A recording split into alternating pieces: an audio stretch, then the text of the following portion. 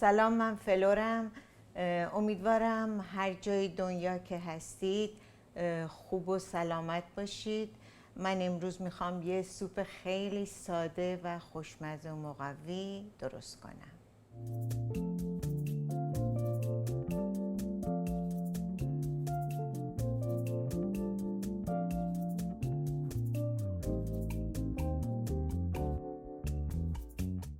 حالا همطور که میبینید من 2 تا گوجه فرنگی متوسط دارم. اینا رو گذاشتم توی آب جوش و پوستش به راحتی کنده شده. حالا اینا رو من رندش میکنم. خیلی خوب، الان من آب مرغم رو میریزم توی قابلمه، بعد بقیه مواد رو بهش اضافه میکنم. من 4 کاپ آب مرغ ریختم و 4 کاپ دیگه بهش اضافه میکنم. اگر دیدم کم بود میتونم آب معمولی بهش اضافه بکنم. حالا من این مواد رو یکی یکی میریزم. این گوجه فرنگی ما بود که رنده کردیم و 2 تا قاشق غذاخوری کره بهش اضافه میکنم. این کرن، سالری،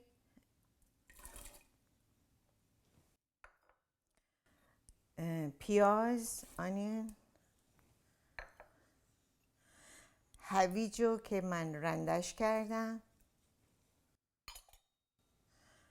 برنج شسته شده نپخته است،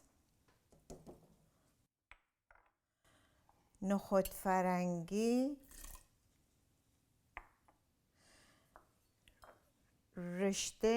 رشته چاینیز نودل، جعفری خشک رو اضافه میکنم. شما میتونید از جعفری تازه هم استفاده بکنید، به هر طریقی درست در میاد. و این زردچوبه، فلفل،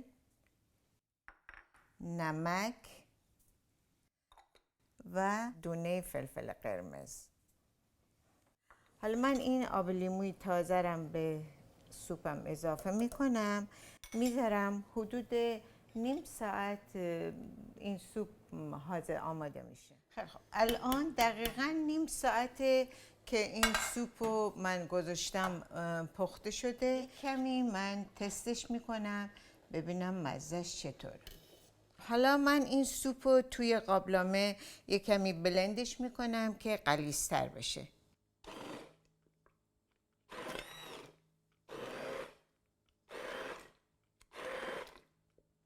این سوپ خوشمزه رو من یک کمی با جعفری خشک دیزاینش کردم. شما میتونید اینو همینطوری بخورید و یا اینکه با کراکر نوش جان بفرمایید. امیدوارم که از برنامه امروز لذت برده باشید و این سوپ خوشمزه رو برای خودتون و خانواده‌تون درست بکنید. به امید دیدار تا برنامه آینده.